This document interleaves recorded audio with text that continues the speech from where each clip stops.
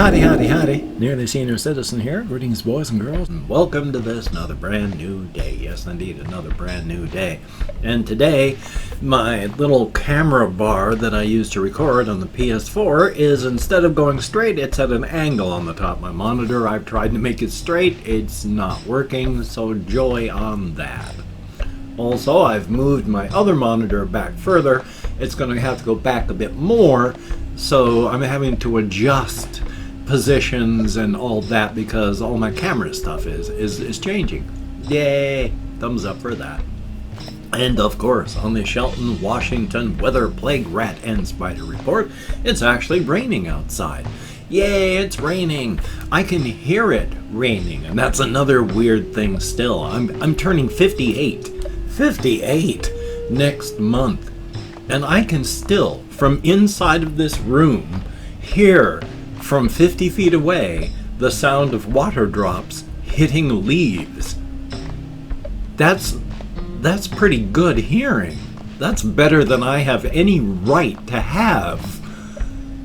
So thumbs up for that. It's nice to have hearing. I'm so glad I have it. For anybody who's, deaf or hard of hearing, hard of hearing, not that, but my sincere apologies. Oof. But, as well, for the Plague Rat Report, I went out walking late last night. Well, no, it wasn't late. What the heck am I even talking about? It was early. But even at that, I got back when it was dark, because it gets dark so early and stays dark so long now. It's still dark-ish outside, whereas it used to get light around 4:30. Well, changing of the seasons and all. But, of course, people are still being plague rats. Some people are taking this stuff seriously. Most people are not. Most people are taking it seriously. Some people are not. So that just invalidates it for all of us that do. So thumbs up, thanks to everybody that refuses to wear a mask or wear it properly. We just have so many people dead because nobody's taking it seriously. And when I say nobody, I mean just a select few. So joy on that. Spider report. No spiders down in the bathroom that I can see. The little egg sac looks a bit fuzzy from a distance. So I think some of the little baby spiders have been hatching. Thumbs up for that. That's pretty cool. I like that idea. The other spiders that are there. Yep, the one spider that's closest to the box fan, one garden spider, she is busy working on her web right now. Over in the far corner, she's big. I mean, she's not really herself big. I mean, body-wise, just area, not volume. She's like from here onward, out with the end of my finger, size-wise, her thorax and her abdomen, and her legs, if you put down a quarter, her legs would go out past the edges of the quarter. She's big for a spider, but, she contracts and she's barely there. She's like, a BB, a large BB. It's just they spread out. But she's doing well in her web, and as stated, with the one egg sac, I think it's starting to hatch, so cool on that. For the other spiders down there, I only know of one of them now. The other one either has traveled onward or become lunch for something, so who knows. But I enjoy spiders now.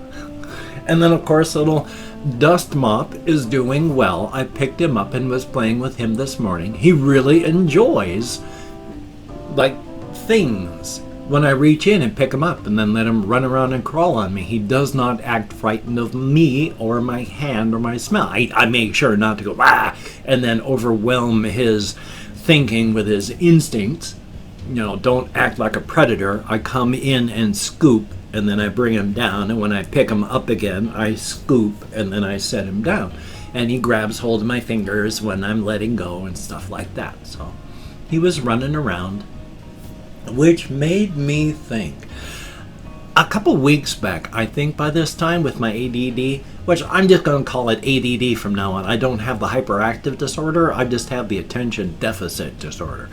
So with my ADD, now I can't even remember where the story was going. Oh no! Let's see, did I write anything down? Yes, a couple of weeks back, there was a post that I had read from something, and then it had gotten around a bit, but it was effectively someone was talking about the uncanny valley with human beings. We have that uncanny valley thing where we get freaked out and don't like things that look similar to us, but not exactly like us. We creep out and don't like it at all. But the thing is, we're pretty much the only species on the planet that does that. If you take other animals and you make an object that looks even just marginally similar to them, they will accept it as their own. Just that fast. It looks a bit like them, they accept it as theirs. We look at something that isn't exactly like us and we don't like it. And since we're the only species on the planet where that's true, roughly speaking, I don't actually know if that part's true, but I don't know if we found an animal where it is true yet, so who knows. The person that was bringing all this up posited a question.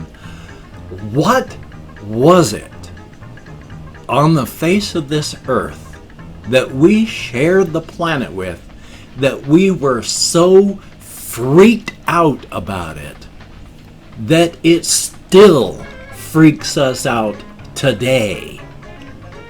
What was so terrifying that looked like us that even now we freak out?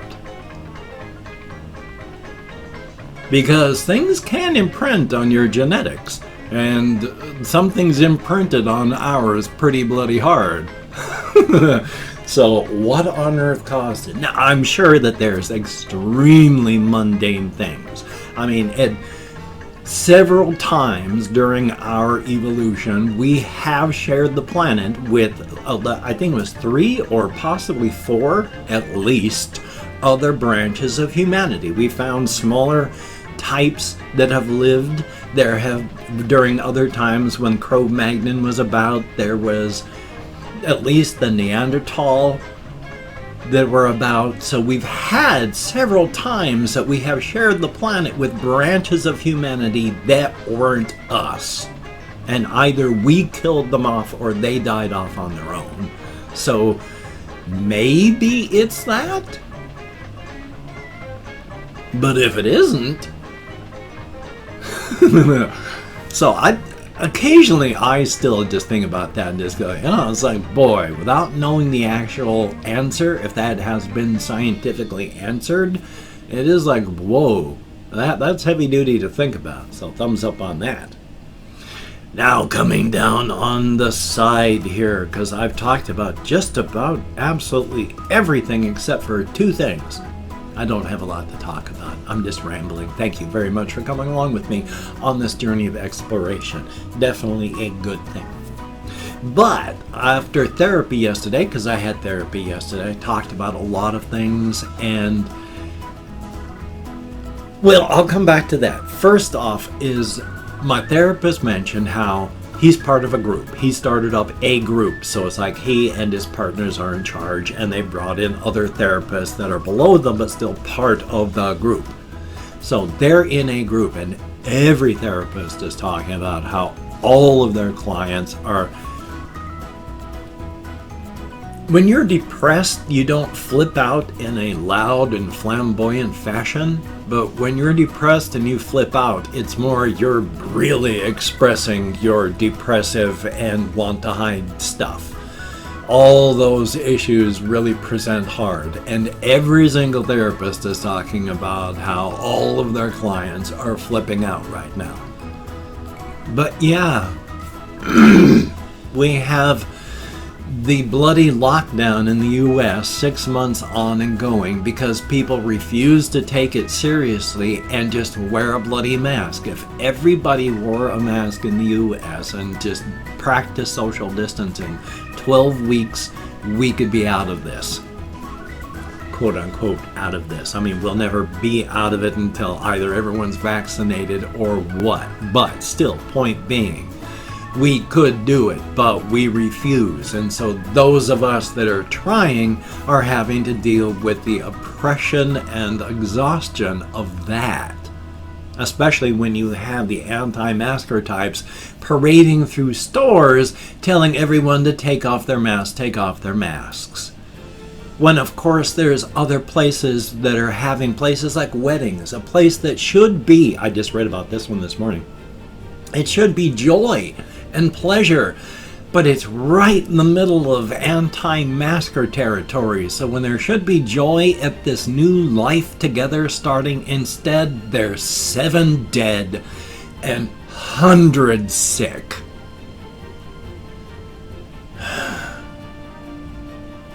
So everyone in therapy is flipping out under this. But yeah, and I am as well, though I'm doing okay in parts. I mean, I have cyclical depression on top of everything else. So when I come out of my trough, at least I've got that on my side, even in the midst of everything else. It's a little bit of artificial boosting, and then I'm not being tamped back down. So yeah, if you're struggling and it's hard, I know it doesn't help to say everybody is. And I'm not saying don't try to whine about this, everybody's suffering. What I'm saying is everybody is suffering. Please don't let it get you too bad. You're part of a large interconnected group of people that are all just trying to survive. Even if you're not physically or mentally connected with them, if you think about it, you are part of a large community of people just trying to survive. So you're not alone. Don't worry. Try to ride this out as best you can. It's not easy.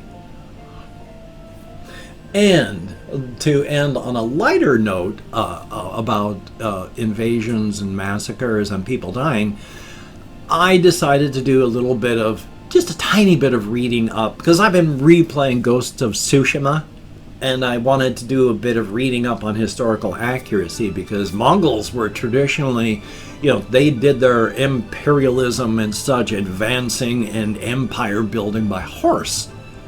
They were plains, they lived on the steppes. And so that they took to boats to do invasions is amazing.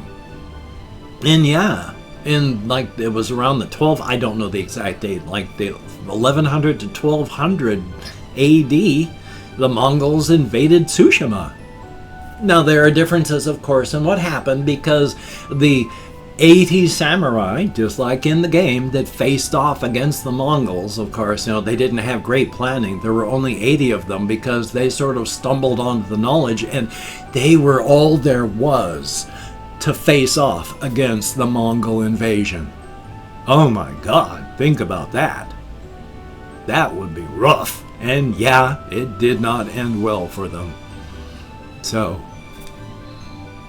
historical accuracy for the win. I have actually, now that I'm replaying, for a while I was playing it with the English voice. I've turned it off. Everyone speaks Japanese with English subs now. So thumbs up on that. It is so good. Which ties into, I still love the game Outward, and I want to play the game Outward a lot. With my ADD, of course, I jump from thing to thing to thing to thing to thing, and after I play Ghost of Tsushima for a while, I'll be back to Outward.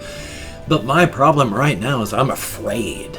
I don't have enough armor and better equipment.